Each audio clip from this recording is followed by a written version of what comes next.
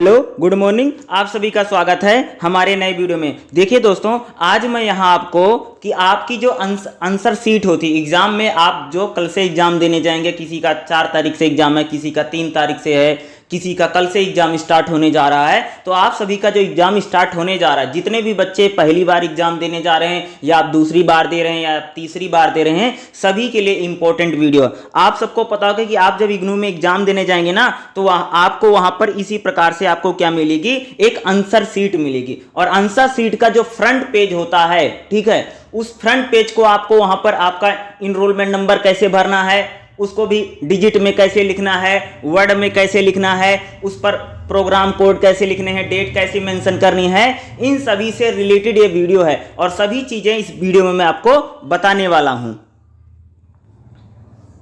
जैसे आप एग्जाम देने जाएंगे तो आपको एक आंसर सीट मिलेगी इस प्रकार से, और आंसर सीट में आप देखेंगे तो ऊपर यूनिवर्सिटी का नाम भी लिखा रहेगा।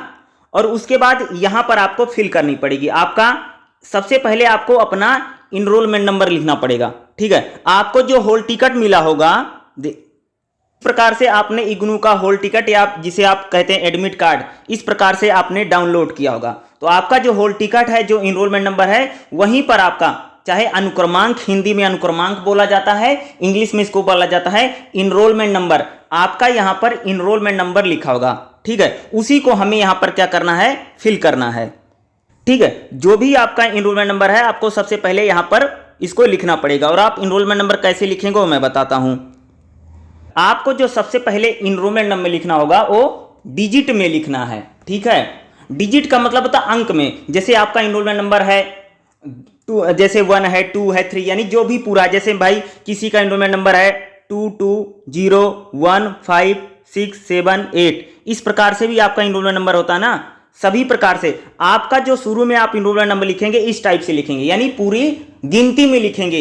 1 है, 1 2 3 4 5, यानी जो डिजिट होगा। जैसे किसी का इनरोलमेंट नंबर है, जैसे अगर मैं लिख करके बताऊं, जैसे आपका होगा, जैसे आपका इनरोलमेंट नंबर है, आपने लिखा 0022014678 इस प्रकार से आपका इनरोलमेंट नंबर। जो भी इनरोलमेंट नंबर होगा एक डिजिट को, जैसे आपका 2 है तो यहां पर 10 खाने बने हैं उसमें, ठीक है, यहां पर 2 लिख दिया। फिर 2 है, फिर इसमें 2 लिखो। फिर 0 है, यहां 0 लिखो। फिर 5 है, यहां 5 लिखो। फिर नंबर 9 है तो यहां पर 9 लिखो। 8 है, यहां पर 8 लिखो। इस प्रकार से पहले वाले खाने में आपको ऐसे ही भरना पड़ेगा जहां पर लिखा है अंकों में लिखना। पहले आपको इनरोलमेंट नंबर अंकों में लिखना पड़ेगा, ठीक है। जैसे आपने अपना इनरोलमेंट नंबर अंकों में लिख दिया, उसके बाद उसी को आपको शब्दों में लिखना है, ठीक है। किस में लिखना है, शब्दों में।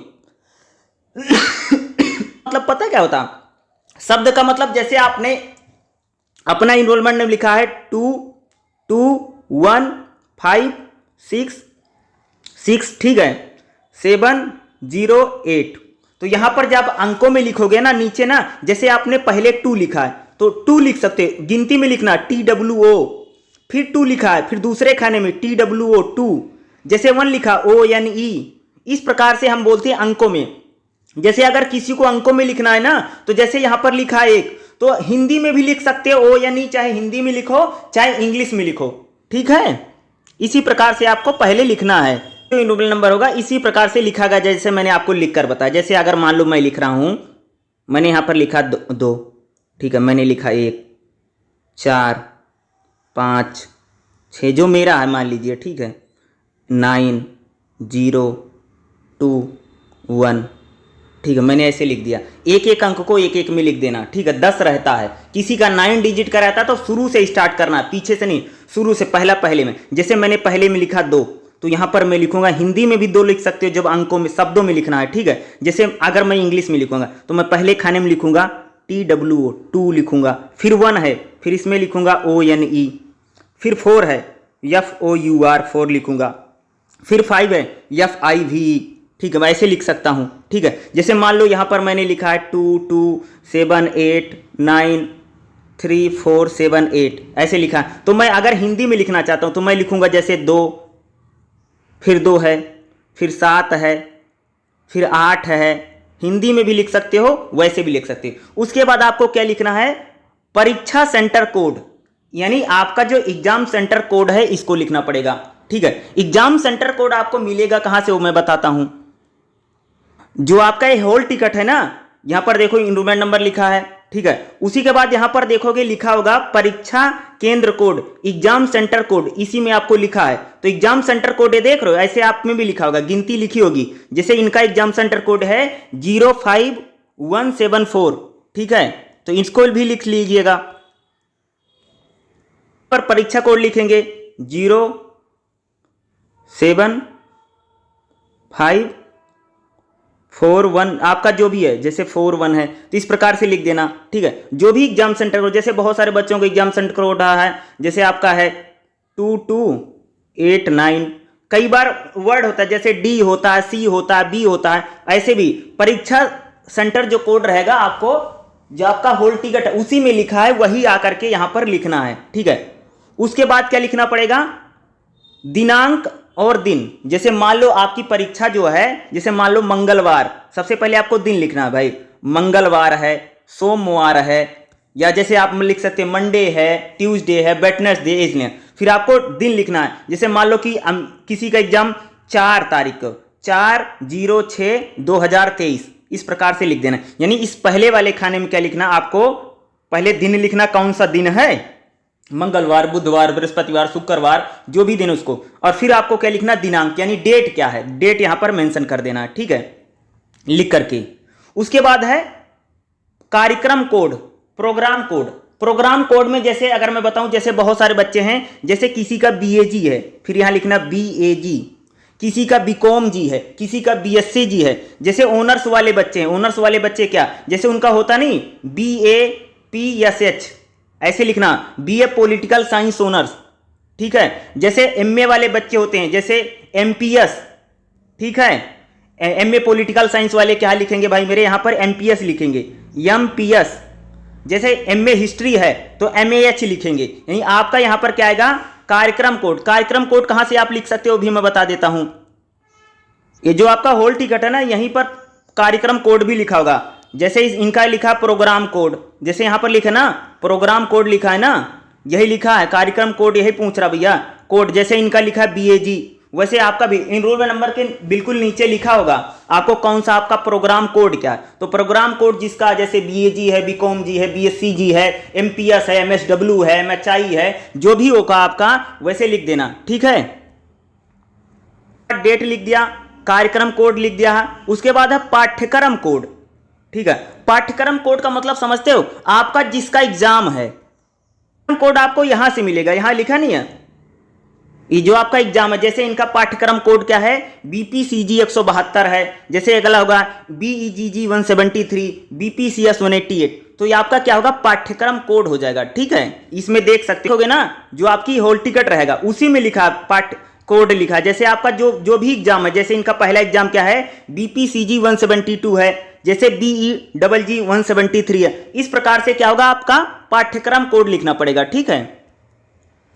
कोड आपको यहां लिखना पड़ेगा। जैसे अगर मैं बात दूं, जैसे BHIC 131 है, या BPSC 131 है, BPSC 132 है, आपको यहां पर क्या है, पाठ्यक्रम कोड लिखना पड़ेगा, ठीक है।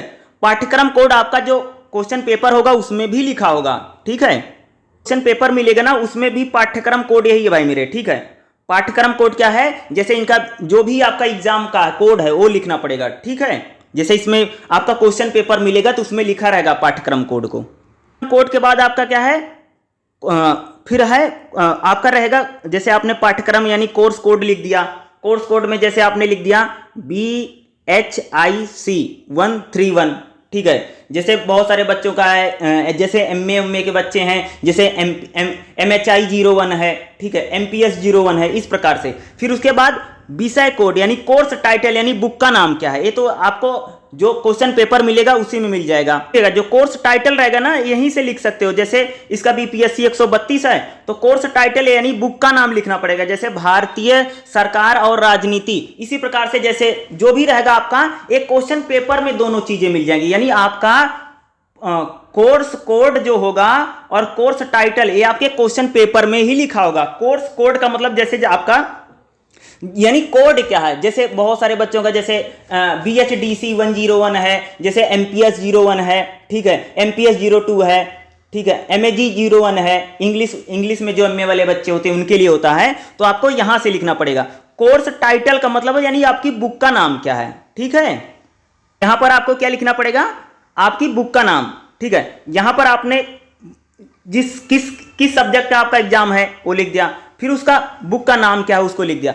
फिर यहां पर देखो ये बहुत इंपॉर्टेंट है, माध्यम, यानी आप पेपर किस में दे रहे हैं। आप पेपर अपना हिंदी में लिख रहे हो, आप पेपर इंग्लिश में लिखना चाहोगे, यानी आप किस पेपर में। देखो अगर आपका इंग्लिश मीडियम है, देखो आपका क्वेश्चन पेपर अगर हिंदी और इंग्लिश दोनों में है तो आपका चाहे जो मन करे आप उस सब्जेक्ट में एग्जाम लिख सकते हैं। जैसे मान लो कि मैंने इंग्लिश मीडियम ले रखा है और मेरा क्वेश्चन पेपर हिंदी और इंग्लिश दोनों में है, तो मैं उस पेपर को हिंदी में भी लिख सकता हूं, इंग्लिश में भी लिख सकता हूं। यानी मैं अपना जो पूरा पेपर लिख रहा हूं किस मीडियम में लिख रहा हूं। अगर मैं हिंदी में लिख रहा हूं तो मैं लिख दूंगा हिंदी, ठीक है। अगर मान लो मैं इंग्लिश में लिख रहा हूं तो मैं यहां पर लिख दूंगा इंग्लिश, ठीक है। आप किस में लिख रहे हैं, आइए आप अपने पेपर को, ये मीडियम बहुत इंपॉर्टेंट होता है, ठीक है।